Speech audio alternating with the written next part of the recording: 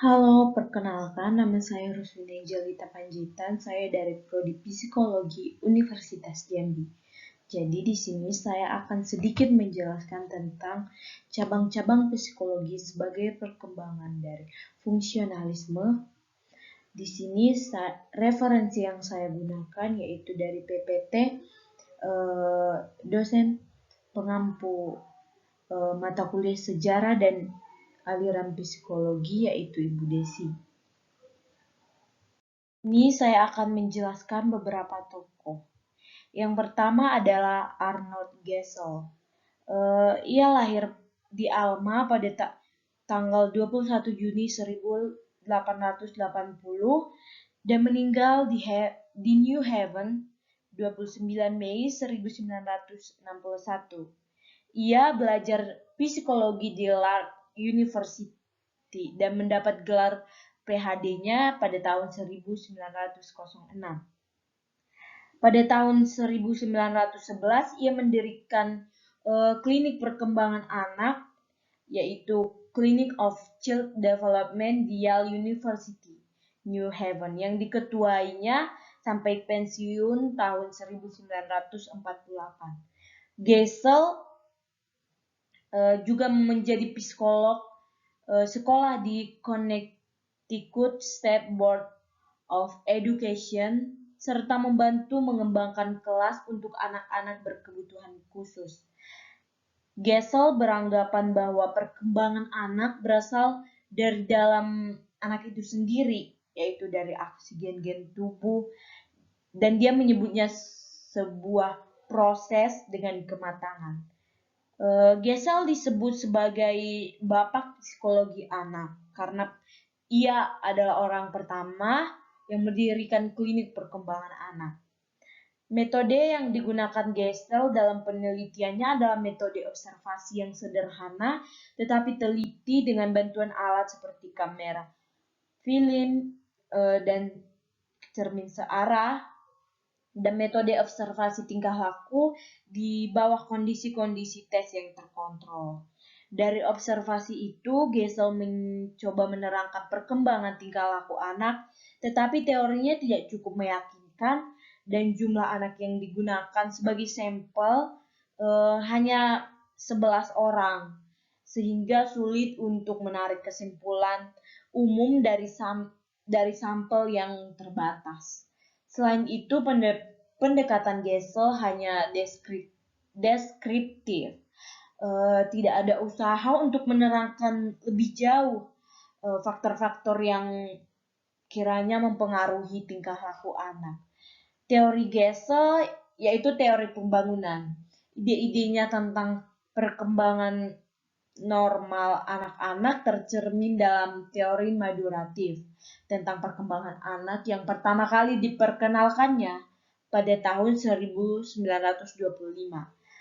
Kontribusi utama teori Gesell adalah gagasan bahwa semua anak melewati fase yang sama dalam proses perkembangan mereka. Setelah lebih dari 50 tahun penelitian dan observasi di klinik-kliniknya untuk perkembangan anak di Yale, teorinya sangat memengaruhi pada psikologi perkembangan serta bidang pendidikan. Tokoh selanjutnya yaitu Lewis Madison Thurman. Thurman lahir di Johnson County, Indiana, Amerika Serikat pada tanggal 15 Januari 1887 dan meninggal di Stanford 21 Desember 1956. Ia mendapat gelar PhD-nya di Clark University di bawah pimpinan Stanley Hall. Kemudian ia menjadi profesor madya dan kemudian menjadi profesor penuh di Department of Education Stanford University sampai meninggal. Thurman adalah seorang yang sangat produktif dalam publikasi. Publikasinya mencapai jumlah 200 judul dan ia terkenal sebagai orang yang banyak melakukan penelitian dalam bidang pengukuran dan perkembangan intelijensi. Bukunya salah satunya yaitu berjudul The Measurement of Intelligence. Selanjutnya ada buku berjudul Genetic Studies of Genius pada tahun 1926. Ia menganalisa 300 tokoh yang direkam dalam berbagai literatur untuk menetapkan IQ dari masing-masing tokoh tersebut. Selanjutnya ada buku Sex and Personality pada tahun 1938. Selanjutnya ada buku Psychological Factor in Material Happiness pada tahun 1938. Teori-teori Terman. Studi lain oleh Terman adalah mengenai hubungan antara maskulinitas dan feminitas dalam kelompok-kelompok yang berbeda usia, pekerjaan, dan jenis kelamin yang laporannya ditulis dalam buku Sex and Personality pada tahun 1936. Ia juga mengemukakan studinya tentang faktor-faktor psikologis yang berpengaruh dalam kebahagiaan perkawinan. Studi ini dilaporkannya dalam bukunya yang berjudul Psychological Factor in Material Happiness pada tahun 1938. Bagi Murray, kepribadian adalah hasil akumulasi interaksi antara proses kematangan genetik dengan faktor empiris. Ini karena dua hal. Pertama, kepribadian berhubungan dengan struktur dan fungsi otak. Kedua, semua tingkah laku merupakan proses interaksi antara orang dengan lingkungannya.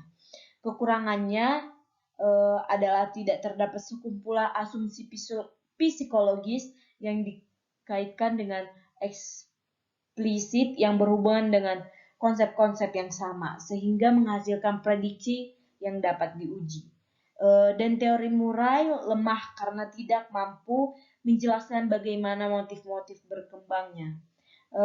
Kelebihannya, TAT digunakan sampai sekarang. Yang ketiga ada Henry Alexander Murray. Ia lahir di New York pada tanggal 13 Mei 1893. Henry Murray berpendapat bahwa kepribadian akan dapat lebih dipahami dengan cara menyelidiki alam ketidaksadaran seseorang. Murray menjadi profesor psikologi di Harvard University dan mengajar di sana lebih dari 30 tahun. Hasil karya terbesarnya yang sangat dikenal adalah teknik evaluasi kepribadian dengan metode proyeksi yang disebut dengan Thematic Appreciation Test atau TAT. Teorinya tentang kepribadian atau personality sangat kompleks. Ia menekankan bahwa kepribadian adalah sistem yang rumit karena ia menggunakan istilah personologi untuk menunjukkan ilmu yang khusus mempelajari struktur kepribadian. Bagi Murray, kepribadian adalah hasil akumulasi interaksi antara proses kematangan genetik dengan faktor empiris. Ini karena dua hal. Pertama, kepribadian berhubungan dengan struktur dan fungsi otak. Yang kedua, semua tingkah laku merupakan proses interaksi antara orang dengan lingkungannya. Kekurangannya adalah tidak terdapat sekumpulan asumsi psikologis yang dikaitkan dengan eksplisit yang berhubungan dengan konsep-konsep yang sama, sehingga menghasilkan prediksi yang dapat diuji. Dan teori Murray sangat lemah karena tidak mampu menjelaskan bagaimana motif-motif berkembangnya. Kelebihannya yaitu TAT atau Thematic Appreciation Test masih digunakan sampai sekarang. Murray juga dipengaruhi oleh Freud. Ia menggunakan istilah ego dan superego. Menurutnya ada 28 needs dasar yang terdapat pada setiap individu. Needs itu berhubungan dengan tekanan yang berasal dari lingkungan yang menghasilkan suatu tingkah laku. Selanjutnya ada tokoh Jean Piaget. Ia lahir di Neuchâtel, Switzerland. Ia adalah seorang filsuf, ilmuwan, dan psikolog perkembangan Swiss yang terkenal karena hasil penelitiannya tentang anak-anak dan teori perkembangan kognitifnya. Ia mendapat gelar PhD-nya di University Neuchâtel pada tahun 1918 dalam bidang ilmu hewan. Menurutnya, perkembangan kognitif merupakan suatu proses genetik, yaitu suatu proses yang didasarkan atas mekanisme biologis perkembangan sistem saraf. Menurut Piaget, proses belajar seseorang akan mengikuti pola dan tahap perkembangannya sesuai dengan umurnya. Ia membagi tahap-tahap perkembangan kognitif menjadi 4 tahap, yaitu yang pertama ada tahap sensorimotor, yaitu pada umur 0 sampai 2 tahun. Dimulai sejak umur 0 sampai 2 tahun, pertumbuhan kemampuan anak tampak dari kegiatan motorik dan persepsinya yang sederhana. Ciri pokoknya perkembangan berdasarkan tindakan yang dilakukan langkah demi langkah. Yang kedua ada tahap preoperasional pada umur 2 sampai 7 atau 8 tahun. Ciri pokok perkembangan pada tahap ini adalah pada penggunaan simbol atau bahasa dan dimulainya konsep-konsep intuitif. Tahap ini dibagi menjadi 2, yaitu pre-operasional dan intuitif. Yang ketiga yaitu tahap operasional konkret pada umur 7 atau 8 sampai 11 atau 12 tahun. Operasional adalah suatu tipe tindakan untuk memanipulasi objek atau gambaran yang ada di dalam dirinya. Ciri pokok perkembangan tahap ini adalah anak sudah mulai menggunakan aturan-aturan yang jelas dan logis yang ditandai adanya reversibility dalam kekekalan. Yang keempat ada tahap operasional formal pada umur 11 atau 12 sampai 18 tahun. Ciri pokok perkembangan pada tahap ini adalah anak sudah mampu berpikir abstrak dan logis dengan menggunakan pola pikir kemungkinan. Kontribusi Piaget yaitu teori perkembangan kognitif dan teori perkembangan Piaget mempunyai sejumlah sumbangan besar dalam bidang pendidikan, yaitu yang pertama ada pemikiran anak didik berkembang secara perlahan dengan tahap-tahap mulai dari yang konkret ke yang abstrak. Maka dalam penyajian bahan kepada anak didik perlu diperhatikan tingkat pemikirannya. Dimulai dari yang konkret ke yang abstrak, dari bahan yang mudah ke yang sulit, dan dari bahan yang dekat sampai ke bahan yang jauh. Yang kedua ada pendidikan perlu mengamati tahap perkembangan anak didik sehingga dapat membantu anak didik secara lebih tepat. Yang ketiga, karena pengetahuan adalah konstruksi anak didik sendiri, anak didik harus dibantu aktif dalam mengolah, mengalami, dan membangun pengetahuan. Seluruh metode pendidikan perlu menekankan pada keaktifan anak. Selanjutnya ada pendidik perlu menciptakan suasana yang menantang untuk anak didik berpikir, merumuskan pikirannya serta mengekspresikan apa yang anak didik ketahui. Yang kelima ada Louis Leon Thurston. Ia lahir di Chicago 29 Mei 1887 dan meninggal di Chapel Hill pada tanggal 29 September 1955. Dasar pendidikannya yaitu teknik listrik di Universitas Cornell. Pada tahun 1914 ia mulai belajar psikologi di Chicago dan Institut Teknologi Carnegie. Thurston menjadi tokoh dalam bidang psikometri atau pengukuran psikologis. Thurston mendirikan laboratorium psikometri, yaitu mendirikan Psychometry Society dan menerbitkan jurnal psikometri. Ia menjadi presiden pertama dari Psychometry Society pada tahun 1936 dan pernah menjadi presiden dari American Psychological Association pada tahun 1932. Dalam penelitiannya, dalam metode psikometrinya, Thurston terkenal dengan cara pendekatan analisis faktor.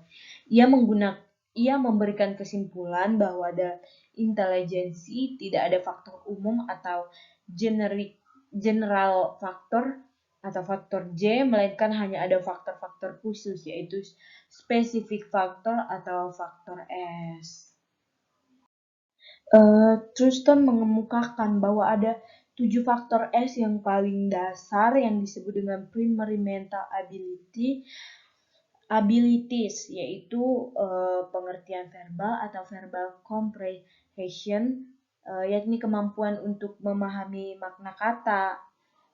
Yang kedua ada kemampuan angka-angka, yaitu numerical ability, yaitu kemampuan bekerja dengan angka dan melakukan perhitungan. Selanjutnya ada penglihatan keruangan atau spatial visualization, yaitu kemampuan memvisualisasi hubungan bentuk ruang seperti mengenal gambar yang sama disajikan dengan sudut pandang yang berbeda. Yang berikutnya ada kemampuan penginderaan, yaitu perceptual ability, yaitu kemampuan menangkap rincian visual secara cepat serta melihat persamaan dan perbedaan di antara objek yang tergambar. Berikutnya yaitu ingatan atau memori, yaitu kemampuan mengingat stimulus verbal. Berikutnya penalaran atau reasoning, yaitu kemampuan menemukan aturan umum yang berdasarkan contoh yang disajikan serta menentukan bentuk keseluruhan rangkaian setelah disajikan sebagian dari rangkaian tersebut. Yang terakhir ada kelancaran kata-kata atau word fluency, yaitu kemampuan memikirkan kata secara tepat seperti menukar huruf di dalam kata, maka kata itu memiliki pengertian lain atau memikirkan kata-kata yang bersajak. Kelebihan dari teori ini yaitu mampu memahami bahwa berpikir verbal dan menangkap hubungan antara konsep.